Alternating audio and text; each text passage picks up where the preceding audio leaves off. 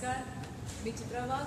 पुन्हा एकदा आपल्या भेटीला या महिन्यात आपलं ठरलंय दर महिन्याला एकदा विविध विषय घेऊन तुमच्या सगळ्यांशी चर्चा, आम्ही करत असलेल्या कामाबद्दलच्या सूचना, काय करायला हवं आणि कशा पद्धतीने कामं सुधारणा व्हावी यासाठीचा हा एक नवीन टेक्नॉलॉजीचा छानसा एक अनुभव आपल्याला घेता येतोय.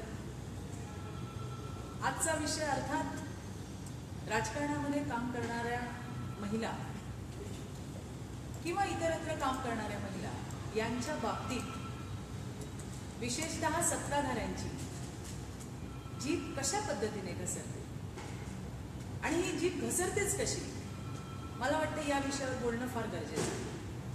आज हजारो लोकप्रतिनिधी आहेत, हजारो कार्यकर्ते आहेत ज्या वेगवेगळ्या विषयांवरती काम करत असतात.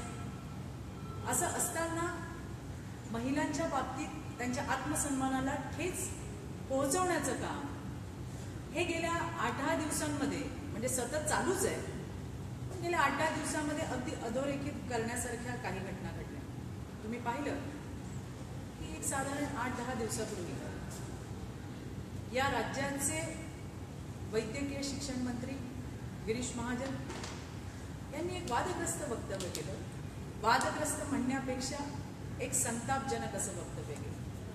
काय म्हणाले की जर दारूच्या ब्रँडचा खप वाढवायचा असेल तर त्याला महिलेचं नाव द्या. आता मला तुम्ही सांगा की नक्की महाराष्ट्र कुठे चाललाय किंवा यांना कुठं नेऊन ठेवायचंय? आठवत असेल आमचे आबा होते, आमचे म्हणण्यापेक्षा आपल्या सगळ्यांचे, या राज्याचे आराराम, ज्यांनी डान्स बार बंद व्हावे, दारूबंदी गावामध्ये व्हावी यासाठी विविध उपाययोजना केल्या. आणि हे मंत्री हे म्हणतायत दारूचा खप जर वाढवायचा असेल तर त्या ब्रँडला महिलेचं नाव द्या.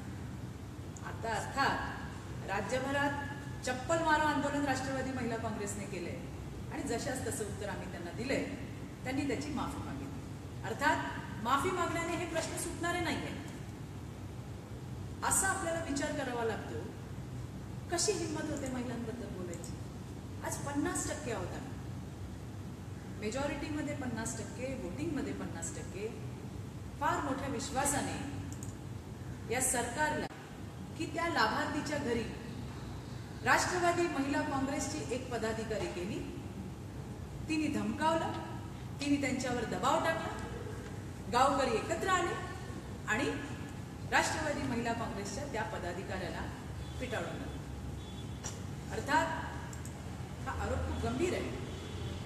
माझ्या पक्षाची एक पदाधिकारी, माझ्या पक्षाचा, आमच्या पक्षाचा, राष्ट्रवादी पक्षाच्या एका पदाधिकाऱ्याने अशा पद्धतीने केलेली काही जी घटना मुख्यमंत्र्यांनी सांगितली, आम्ही तत्काळ त्याची दखल घेत कळवण तालुका, नाशिक जिल्हा मधलं मोहमुख गाव इथल्या फुनाबाई गुलाब पवार यांना आम्ही भेटायला गेलो. फुनाबाईंना भेटलो. माझ्या सगळ्या सहकारी माझ्यासोबत होत्या. फुनाबाईंना आम्ही विचारलं, तुम्ही यांना ओळखता का, तुम्ही यांना ओळखता का? त्या कोणालाच ओळखू शकल्या नाही, कारण कोणी तिथपर्यंत कधी गेलंच नव्हतं. ज्या आमच्या उपाध्यक्ष डॉक्टर भारती पवारांबाबत जे वक्तव्य केलं गेलं, त्या जिल्हा परिषदेच्या सेकंड टर्म सुद्धा निवडून आलेल्या आहेत. त्यांची दुसरी टर्म आहे आणि सर्वाधिक मताधिक्याने निवडून आलेले आहे. अतिशय सुसंस्कृत अशा डॉक्टर असणाऱ्या डॉक्टर भारती पवार यांनाही आम्ही तिथे घेऊन गेलो. आणि त्याच्यानंतरचं जे काही सत्य समोर आलं ते तुमच्या सगळ्यांच्या समोर आमचा ठेवायचा प्रयत्न होता. ज्या वेळेला हे लक्षात आलं की अरे आपण जे बोललो ते खोटं होतं, अशी घटना घडलीच नव्हती, मग नेहमीच्या सवयीप्रमाणे खोटं बोल, रेटून ठेव, रेटून बोल हा मुख्यमंत्री आणि भारतीय जनता पार्टीचा फंडाच आहे. त्यांनी तिथून सांगितलं, अहो चित्राताई, तुम्ही केलेले दावे खोटे, आम्ही त्या महिलेला घरकुल दिलंय, आम्ही त्या महिलेला टॉयलेट दिलंय, आम्ही तिचा निधी दिलाय, हे बघा त्याची पत्र. अहो दिलं तर मेहरबानी नाही केली, ते कामच आहे तुमचं, पण माझा मुद्दा तो नाहीच. जे लाभार्थी आहेत किंवा ज्यांना जो लाभ मिळाला पाहिजे तो मिळायला पाहिजे. तो वेळेत मिळालाय की नाही, कसा मिळालाय, आधी घरकुल मिळालंय की आधी टॉयलेट मिळालंय, हा नंतरचा भाग. माझा मुद्दा हा, मी सुद्धा 20 वर्षापासून राजकारणामध्ये कार्यकर्ता म्हणून काम करते. आजपर्यंत कित्येक सरकार बघितली, 3 टर्म तर आमचंच सरकार होतं, पण कुठलाही मुख्यमंत्री थेट विपक्षामधल्या एखाद्या महिला पदाधिकाऱ्यावर अशा पद्धतीने गंभीर आरोप करणारे मुख्यमंत्री देवेंद्रजी आपणच ठरला. आजपर्यंत अशा पद्धतीचं वक्तव्य कुठल्याच मुख्यमंत्र्यांनी, अगदी आमच्या टर्म मधल्या सुद्धा मुख्यमंत्र्यांनी विपक्षामधल्या कुठल्या महिला पदाधिकाऱ्याबद्दल असे गंभीर आरोप केले नाहीत. तुम्ही जे गंभीर आरोप आमच्यावरती केलेत, आमची महिलाने तिथे जाऊन दरडावलं, महिलाने जाऊन तिथे धमकावलं. मला तुम्हाला विचारायचंय, आम्ही गुंड होतो? आणि अशा पद्धतीने महिलांची बदनामी करण्याचा अधिकार मुख्यमंत्री साहेब आपल्याला कोणी दिला? हा आणि हाच विषय, याला धरून जे काही तुमचे प्रश्न असतील ते निश्चितपणे तुम्ही मला विचारू शकता. आपण सुरुवात करूया. किशोर,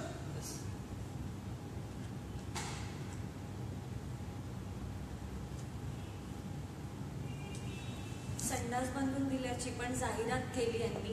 हेच 300 कोटी लाभार्थीच्या जाहिरातींवर खर्च करण्याऐवजी खरंच संडास बांधून दिले असते तर सगळं महाराष्ट्र स्वच्छ झाला असता, असं प्रशांत जाधव म्हणतात. बरोबर आहे प्रशांतजी, तुमचं अगदी बरोबर आहे. जितका पैसा ऍडव्हर्टाइजमेंट वरती खर्च झाला, आणि बघा ना, मला तर अगदी कीव वाटते मुख्यमंत्र्यांची की प्रत्येक चॅनलला जाऊन त्यांना जस्टिफिकेशन द्यावं लागतं, कारण केलेल्या जाहिराती या खोट्या निघाल्या. काही गरज नव्हती. तेवढा पैसा जर लोकांच्या आणखीन जनकल्याणासाठी वापरला असता तर निश्चितपणे त्याचा फायदा झाला असता. आणखीन एक गोष्ट तुम्हाला सांगायचीच राहील. फुनाबाईंनी मला हेही सांगितलं, 168 उंबरठ्याचं ते गाव आहे मोहमूद. त्यांचं असं म्हणणं आहे की मी स्वच्छता दूत म्हणून काम करते. फुनाबाईच्या सोबत त्या गावाचे ग्रामसेवक सुद्धा होते. ते म्हणले 114 घरांचं शौचालयाचं काम जे आहे ते फुनाबाईने केले. आता त्याच्याप्रमाणे 150 रुपये की 50 रुपये काहीतरी मानधन त्यांना काहीतरी मिळतंय की मिळत असावं. अर्थात मला याच्याबद्दल माहित नाही, ग्रामसेवकांनी सांगितलेली माहिती मी सांगते. ते सुद्धा त्यांना मिळालेलं नाही. तर खरंच या प्रकरणाची एवढी दखल घेतलेली असेल मुख्यमंत्र्यांनी, आणि अशी जर काही तरतूद असेल तर बिचाऱ्या फुनाबाईला तिने केलेल्या कामाचा तरी मोबदला द्या.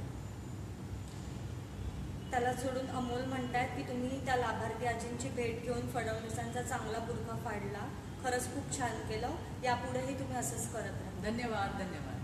संतोष अंधारे म्हणतात की मराठवाड्याचा दौरा करून येथील खेड्यातील विविध समस्यांवर आपण काही बोलावे. नाही, नक्कीच. तुम्हाला आठवणीसाठी सांगतेय की मागचा जो भयान दुष्काळ गेला त्याच्यामध्ये आमच्या नेत्या सुप्रियाताई यांनी उमेद नावाचा मराठवाड्यामध्ये कार्यक्रम राबवला. ती उमेद खरोखर एखाद्याच्या आयुष्यामध्ये, एखाद्याच्या जीवनामध्ये उमेद आणणाराच असा हा कार्यक्रम होता. खूप सगळ्या भगिनी 20, 22, 25 वर्षाच्या त्यांच्या तरुण जे त्यांचे पती होते त्यांनी कर्जबाजारीपणामुळे आत्महत्या केली. अशा वेळेला त्यांना मदतीचा हात द्यायचं काम हे सुप्रियाताईंच्या माध्यमातून झाले. सांगताना मला खरंच आज खरं म्हणाल तर मला गहिवरून आले, कारण त्या महिलांचे चेहरे माझ्या डोळ्यासमोर आले. आणि हे तुम्हाला सांगते, पैसे नाही दिलेत बरं का, मी पैसे दिले, पैशाने गरज कधी संपत नाही. ताईंनी त्या महिलांना येऊन बोलावून तुला काय हवंय, तू काय करू शकशील, अशा पद्धतीची भूमिका घेऊन कोणाला शेळ्या दिल्या, कोणाला पिठाच्या चक्क्या दिल्या, कोणाला शेवयांच्या चक्क्या दिल्या. अगदी त्यांना जे वाटेल ज्याच्याने त्या उदरनिर्वाह करू शकतील अशा पद्धतीचं उपजीविकेचं साधन त्यांना दिलं.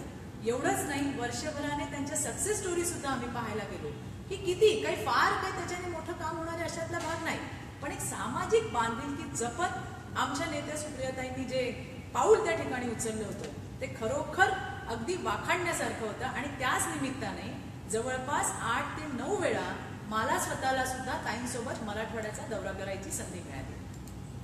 मिलिंद जगताप म्हणतात की परवा आपला व्हिडिओ पाहिला लाभार्थीचा आणि मुख्यमंत्र्यांनी काहीतरी खोटे स्टेटमेंट केले की त्या महिलेला धमकावले, पण तुम्ही लगेच जाऊन खरे काय ते जनतेसमोर आणले, त्यांची बोलती बंद केली. पण मुख्यमंत्री साहेबांना आधी का समजले नाही हे खरंच धमकावलेले आहे की नाही, का ते घाबरले कारण तुमचे काम पाहता कोणताही विरोधक तुम्हाला घाबरेल? मिलिंद असं नाहीये, परंतु ही गोष्ट नक्की आहे की राज्याच्या सर्वोच्च पदावर असलेल्या मुख्यमंत्र्यांनी अशा पद्धतीने एखाद्या संबंधित व्यक्तीबद्दल, विशेषतः महिलेबद्दल एखादं स्टेटमेंट करताना मिळालेली माहिती खातरजमा करून घेणे की हे बरोबर आहे, याच्यामध्ये काही चूक तर नाही ना, हे पाहणं फार गरजेचं होतं. मला वाटतं मुख्यमंत्र्यांना त्यांचा आतताईपणा कदाचित नडला असेल, किंवा त्या लोकांनी जी काही फिडिंग दिली होती त्याच्यामध्ये चूक आहे हे त्यांच्या लक्षात आलं नाही आणि त्यांनी एका चॅनलच्या कार्यक्रमामध्ये हा गौप्यस्फोट केला. राजकीय जाऊ द्या, पण एक महिला म्हणून मी खरोखर व्यथित झाले. मला वाईटही वाटलं की अशा पद्धतीने एखादे मुख्यमंत्री, राज्याचे प्रमुख आपल्या सहकार्यावरती कशा पद्धतीने आरोप करू शकतात. इतकं खालच्या पातळीला राजकारण केलं. एका ठिकाणी शरद पवार साहेबांनी महिलांना सन्मान देण्याचं काम केलं, सत्तेच्या चाव्या आमच्या हातात देण्याचं काम केलं की महिला ही मेन प्रवाहामध्ये आली पाहिजे, मेन स्ट्रीम मध्ये आली पाहिजे, तर या राज्याची प्रगती होईल असा विचार करणारे आमचे नेते पवार साहेब. आणि दुसरीकडे फक्त महिला, प्रत्यक्षात महिलांबद्दल यांची काय धारणा आहे ते सन्माननीय मुख्यमंत्र्यांच्या आणि गिरीश महाजनांच्या स्टेटमेंटवरनं राज्यातल्या सगळ्या महिलांना कळलं. कंचनदादा विचारतात की लोकशाही म्हणायची काय आला, याची लक्तरे लोळवली, हक्कासाठी आवाज उठवला. जनता त्रस्त असताना ही मंडळी जाणीवपूर्वक बगल देत वेळ मारून नेत आहेत. यावर राज्यपालांची भूमिका काय, दिल्या घेतलेल्या वचनांचं काय आणि या सदनात घेतलेल्या शपथांचं काय? कांचनदादा, या सगळ्याचा पाठपुरावा आपले सगळे नेते करतायत, याच्या पुढेही करतील. या सगळ्या प्रश्नांवरती, महिलांच्या, दलितांच्या, शेतकऱ्यांच्या, उपेक्षितांच्या, कष्टकऱ्यांच्या, या सगळ्या प्रश्नांवरती आपले नेते अजितदादा, आपले नेते सुनील तटकरेजी, आपले नेते जयंतराव, आपले नेते दिलीपराव, आपले नेते धनंजयजी मुंडे, आपल्या नेत्या सुप्रियाताई आणि आपली सगळीच टीम अतिशय धडाडीने काम करते. ज्या ज्या ठिकाणी, मग विधानसभा असू दे, विधान परिषद असू दे, अगदी दिल्लीमध्ये लोकसभा असू दे, राज्यसभा असू दे, या सगळ्या ठिकाणी सगळ्यांच्या प्रश्नांवरती आवाज उठवायचं काम पक्षाच्या माध्यमातून नक्कीच होतंय. हे आपण पाहताय. एवढं मात्र नक्की आहे की हाऊसमध्ये ज्या ज्या ठिकाणी संधी मिळेल त्या त्या ठिकाणी लोकांसाठी भांडायचं काम आपले नेते करतायत. पण कार्यकर्ते म्हणून तुम्ही आणि आम्ही या सगळ्यांनी रस्त्यावरती येऊन या सगळ्या गोष्टींचा जाब विचारायची तयारी सुद्धा आपल्याला येणाऱ्या दिवसांमध्ये ठेवावी लागणार आहे. वैजनाथ पाटील विचारतात की ताई, या लबाडणीसांनी देवाला पण सोडले नाही. तीर्थक्षेत्र माळेगाव येथे 5 कोटी देण्याचं त्यांनी सांगितलं होतं. 1 वर्ष संपलं तरी इथे पैसे मिळालेले नाही. अगदी खरं आहे. फक्त मगाशी मी म्हटलं त्या पद्धतीने खोटं बोला, रेटून बोला, मोठमोठ्या जाहिराती करा.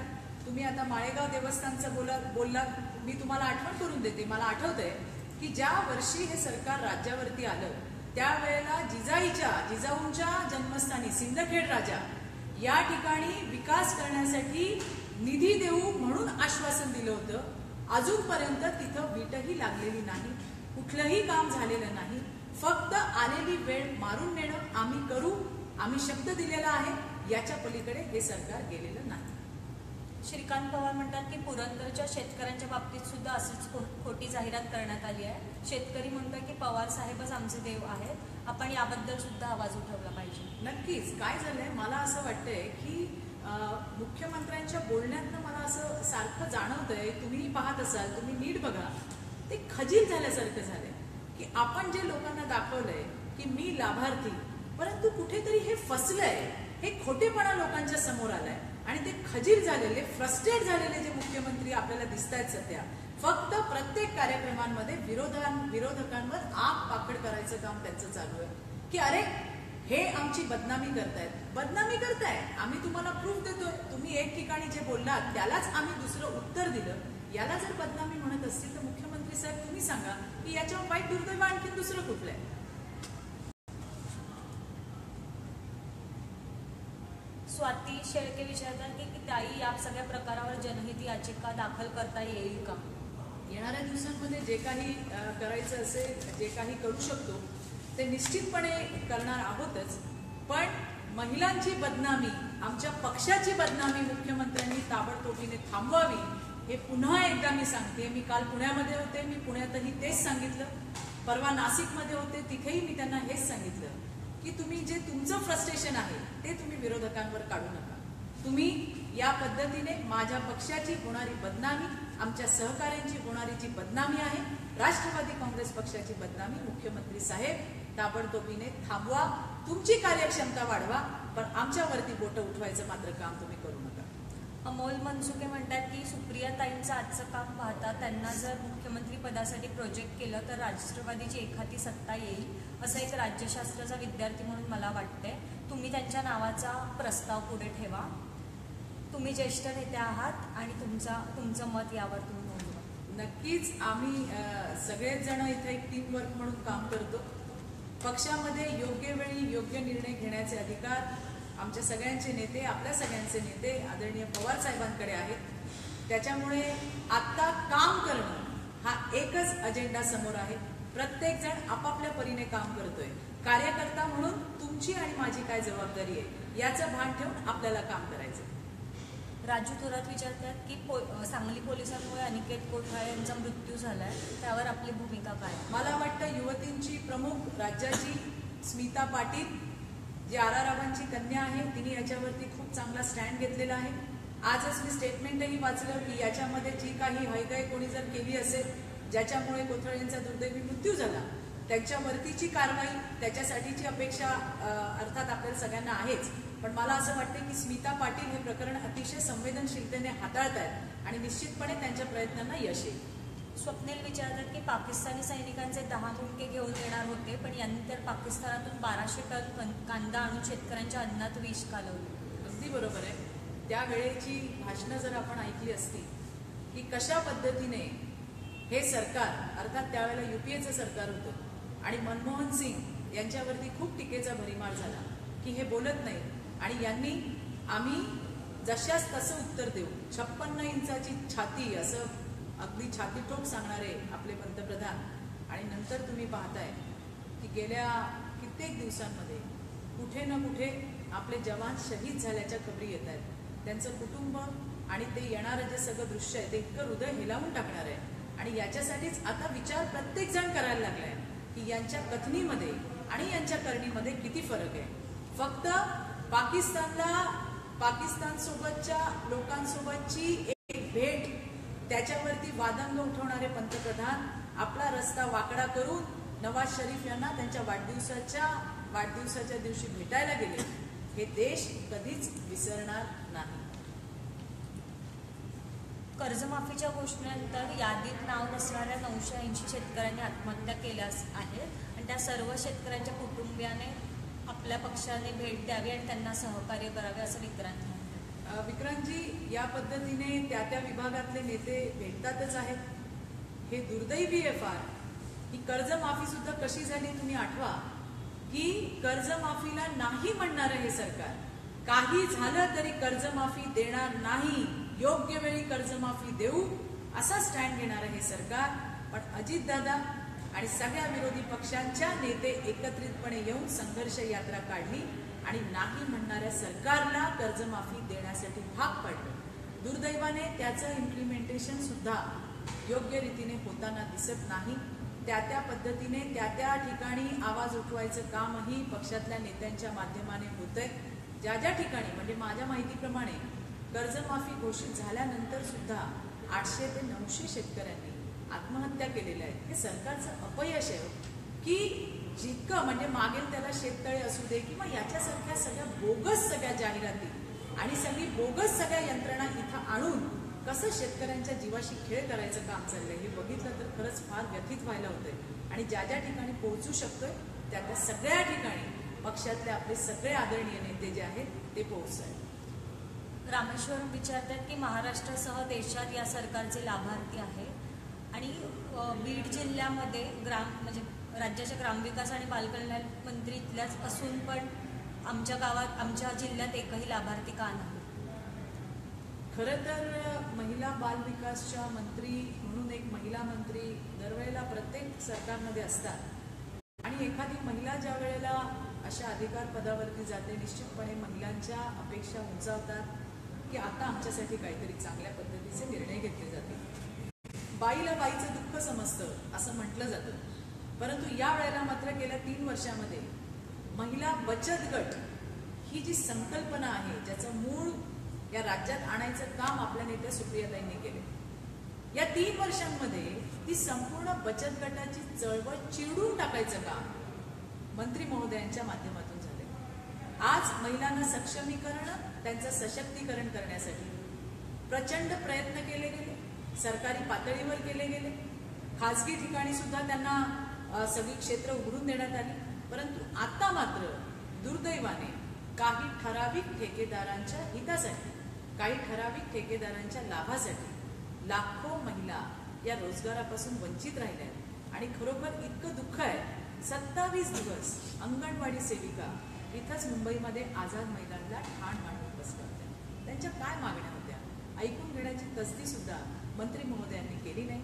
शेवटी पुन्हा एकदा मुख्यमंत्र्यांना त्याच्यामध्ये हस्तक्षेप करावा लागला आणि त्याच्यानंतर त्यांच्या मागण्या कुठेतरी मंजूर लागल्या. एकंदरीतच राज्य सरकारचं जे काही काम चाललंय त्या सगळ्या कामांवरती आता मनोधैर्यासारखी एक महत्वाची योजना, याच्यावर तर अगदी बोललंच पाहिजे कारण ती आमच्या जिव्हाळ्याची योजना आहे. 2013 मध्ये आघाडी सरकारने ज्या वेळेला काँग्रेस आणि राष्ट्रवादी काँग्रेसचं सरकार होतं त्यावेळेला ऍसिड अटॅक ज्यांच्यावरती होतात त्या, ज्यांच्यावरती लैंगिक अत्याचार होतात त्या, यांना पुनर्वसनासाठी, अर्थात पैसे देऊन काही कोणाचं पुनर्वसन एवढ्या याच्यात आपण करू शकत नाही कारण त्यांची आयुष्य सगळी उद्ध्वस्त झालेली असतात, परंतु फुल न फुलाची पाकळी तिला उभं राहण्यासाठी 3 लाखाचा निधी त्यावेळेला मंजूर केला होता. काम चालूही होतं. त्यानंतर हे सरकार आलं. मला आठवतंय अगदी मागच्या वर्षीपर्यंत 50% केसेस या निधी अभावी प्रलंबित होत्या. आम्ही त्याच्यानंतर सुधीर भाऊ मुनगंटीवारांकडे गेलो. त्यांना प्रत्येक जिल्ह्यावाईज आकडे दिले, कुठल्या जिल्ह्यामध्ये किती प्रलंबित आहेत निधी नाही म्हणून. त्याच्यानंतर त्यांचे ट्रॉमा टीम असते, त्यांच्या ट्रेनिंगसाठीचे सुद्धा पैसे त्यावेळेला मंजूर करून घेतले. आणि अगदी आत्ता पंकजाताईंनी 3 लाखाचा निधी 10 लाखावरती केला. सवंग प्रसिद्धीसाठी हे सरकार काही करू शकतो. 10 लाखाचा निधी केला पण त्याच्या खालच्या तरतुदी त्यांनी पाहिल्या नाही. जर मुलगी लहान असेल म्हणजे 18 वर्षाखालील असेल तर 75% रक्कम ही 20 वर्षांच्या दीर्घ मुदतीमध्ये ठेवणार आणि जर मेजर असेल तर 10 वर्षाच्या दीर्घ मुदतीवर. आणि याच्यावरती सुद्धा हायकोर्टने ताशेरे ओढलेले आहेत, हे अमान्य केलंय. आणि त्याच्यानंतर आता 3 जज यांची एक नियुक्ती करून एक समिती गठीत केली आणि पुन्हा एकदा याचे जे आहेत नियम ते कसे शिथिल करता येईल. म्हणजेच तुम्ही बघा की सवंग प्रसिद्धीसाठी 3 लाखावरून 10 लाख केले, परंतु प्रत्यक्षामध्ये जर बघितलं तर त्याच्यावरही कोर्टाने ताशेरे ओढलेले आहेत. हे आणि याच्यासारखे अनेक निर्णय मला तुम्हाला सांगता येतील की ज्याच्यावर कोर्टाने, न्याय व्यवस्थेने सुद्धा आक्षेप घेतलेला आहे. प्रशांत जाधव हे बिदालचे आहेत आणि ते म्हणतात की जलयुक्त शिवाराचे लाभार्थी म्हणून जाहिरातीत दिसल्यात त्या गावाचा प्रत्यक्षात या योजनेतच सहभाग नव्हता. जो शेतकरी डाळिंबाच्या बागेमध्ये दाखवला आहे त्याची तशी बाग सुद्धा नाहीये. हे तेच सांगते मी की खोटेपणा जो आहे ना, खोटेपणा सगळं सरकारच्या समोर आलाय आणि त्या खोटेपणामुळेच कुठेतरी आता मुख्यमंत्री खजील झाले की जे आपण दाखवतोय ते खोटे आणि हे जनतेच्या समोर येतोय. आणि मग काय तर विरोधकांवरती आगपाकड. म्हणजे अर्थात हे जलयुक्त शिवाराचं असेल, हे आजचं जे फुनाबाईचं असेल, एवढंच नाही, माझी सहकारी संगीता ठाकरे ज्या नागपूरमध्ये असतात त्यांनी सुद्धा, अमरावतीमध्ये असतात, त्यांनी सुद्धा तिथं कॅशलेस म्हणून जे गाव दाखवलेलं आहे तिथे जाऊन तिथे आजची काय परिस्थिती आहे ही सुद्धा लोकांच्या समोर आणायचं काम केलंय. पेट्रोल पंपावर पीएमच्या सक्तीच्या जाहिरातीपेक्षा सक्तीने महिलांसाठी स्वच्छतागृह उभारायला भाग पाडत आहे. अगदी चांगला सुझाव आहे. आमच्या डोक्यामध्ये हे आहेच, त्याचा पाठपुरावा आम्ही निश्चितपणे करणार आहोत.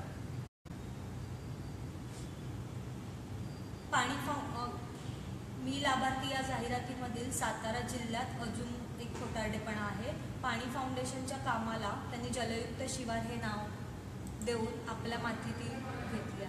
तुम्ही बघितलं असेल, यांचं कसं आहे, माझं ते माझं आणि तुझं पण माझं. आता जलयुक्त शिवार आणि पाणी फाउंडेशन आपण सगळ्यांनी पाहिलंय की त्यावेळेला जी मेहनत घेतली होती, मग ते नाना असतील, अनासपुरे जे असतील, किंवा मला वाटतं आमिर खानचं पण त्यांनीही याच्यामध्ये इनिशिएटिव्ह घेतला होता. तर फार काही खोलात जायची गरज नाही, पण खरोखर काही ठिकाणी अतिशय चांगलं असं काम झालं होतं, प्रामाणिकपणे काम झालं होतं. त्यावेळेला लोकांना खरोखर गरज होती. सरकार त्यावेळेला पुढे आलं नाही, पण NGOsच्या माध्यमातून हे काम केलं गेलं आणि त्याचा खूप चांगला इफेक्ट सुद्धा झाला. लोकांना दिलासा मिळाला, जनतेला दिलासा मिळाला. परंतु आता मी लाभार्थीच्या नावाखाली सरकारने न केलेली कामं, इतरांची कामंही स्वतःच्या नावाने खपवायचं काम या सरकारने चालू केले. विद्यार्थी शिकून बाहेर पडतात, पण इकडे रोजगार कपात चालू आहे, विद्यार्थ्यांना नोकरी मिळत नाही. याबद्दल आपण काही आवाज उठवा असं नक्कीच गाणी म्हणतात. बेरोजगारांसाठी, युवकांना रोजगार मिळवण्यासाठी, त्यांना रोजगार मिळाला पाहिजे याच्यासाठीचं एक फार मोठं आंदोलन येणाऱ्या दिवसांमध्ये निश्चित आपण बघालच. परंतु तुम्ही आठवा की प्रत्येक वर्षी 2 करोड युवकांना आम्ही नोकरी देऊ असं म्हणणारं मोदी सरकार, युवकांना ज्या पद्धतीने लुभावलं गेलं, त्यांना वेगळ्या दिशेने आणण्यात आलं. गेल्या दिवसांमध्ये, गेल्या 15 वर्षांमध्ये या देशामध्ये काही झालं नाही आणि मी आता काय करणार आहे अशी जाहिरात केलेले सन्माननीय या देशाचे पंतप्रधान, 2 वर्षाला 2 करोड नोकऱ्या देऊ म्हणणारे आपले पंतप्रधान. आज जर तुम्ही पाहिलं, GST नंतर, जसा GST लागू केला, नोटाबंदी नंतर संपूर्ण राज्यात, संपूर्ण देशात एवढं रिसेशन चालू झालेलं आहे. माझ्याकडे आता तोंडावर आकडे एक्झॅक्ट नाही आहेत, पण फार मोठमोठ्या कंपन्यांनी सुद्धा नोकरीची कपात केलेली आहे, कामावरून कमी केलेलं आहे. एवढ्या सगळ्या लोकांचा जो आहे तो रोजगार आज गेलेला आहे. आणि मग अशा वेळेला इतकं वाईट वाटतं की या तरुणाईला कुठेतरी वेगळ्या दिशेने नेण्याचं काम जे आहे ते या सरकारने केलं, या सत्तेमध्ये असणाऱ्या लोकांनी केलं, आणि जे जे काही सांगितलं त्याच्यातलं एकही काम पूर्ण केलेलं नाही. या देशातल्या संपूर्ण तरुणाईचा जो आहे तो विश्वासघात या मोदी सरकारने केलेला आहे असं म्हटलं तर काही चुकीचं ठरणार नाही. अभिराजे म्हणतात की फडणवीस यांनी रायगडावर येऊन भरपूर आश्वासनं दिली आणि मी पूर्ण केली नाही तर टकमक टोकावरून ढकलून द्या असंही बोलले. ना स्मारक झालंय ना किल्ल्याचं पुनर्वसन. तर त्यांना सांगा टकमक टोक एका लबाडाची वाट पाहते. नक्कीच तुमचा निरोप जो आहे तो मी देण्यापेक्षा आपण सगळ्यांनी या राज्यातल्या जनतेने त्यांना देऊया. त्यांची स्टेटमेंट फार मोठमोठे असतात, म्हणजे मी तर लक्षातच ठेवत असते की कुठे कुठे ते काय काय बोलतात. लक्षात ठेवणार म्हणजे स्मरणात ठेवण्यासारखेच स्टेटमेंट सन्माननीय मुख्यमंत्र्यांचे असतात. ही स्टेटमेंट सुद्धा निश्चितपणे त्यांना आठवण करून द्यायचं का, माझ्यासोबत तुम्हीही या राज्यातल्या एकूण एक जनतेला जाऊन त्यांना जागृत करून मग सगळ्यांच्या वतीने आपण ही त्यांची स्टेटमेंट त्यांना निश्चितपणे ऐकूया. पंकजाताई यांनी आदरणीय नेतृत्व सुप्रियाताई यांच्यावर खड्डे व सेल्फीवरून टीका केली आहे. खरंच सुप्रियाताई यांच्यावर टीका करणे इतपत त्यांचे काम तरी आहे का, तेवढी सामाजिक उंची आहे का? खरं सांगायचं तर सुप्रियाताई या एक सामाजिक बांधिलकी जपणाऱ्या अशा राजकारणाच्या पलीकडच्या नेत्या. त्यांनी कधी असं पाहिलं नाही आपल्या स्वार्थासाठी कुठल्या पक्षाचा किंवा कुठल्या पदाचा, कोणाचं काही सांगितलं असेल स्टेटमेंटच्या, त्याचा गैरवापर करणं हे ताईंच्या स्वभावातच नाही. लोकांना त्रास होतोय ना, मग आपण रस्त्यावर यायला पाहिजे, ही सुप्रियाताईंची भूमिका आहे. आणि एक सहकारी म्हणून मला अभिमान आहे की मी त्यांची सहकारी आहे. त्यांच्यासोबत काम करताना बऱ्याच गोष्टी या मलाही शिकायला मिळतात. अगदी मला चांगलं आठवतंय, सरकारमध्ये असताना सुद्धा जर एखादी गोष्ट त्यांना पटली नाही तर त्याचा सुद्धा विरोध करायची ताकद आमच्या ताईंमध्ये. जे बरोबर आहे ते बरोबर आहे आणि जे चुकीचं आहे, चुकीला चूक म्हणणं सत्तेमध्ये असताना ही पण फार मोठी गोष्ट असते.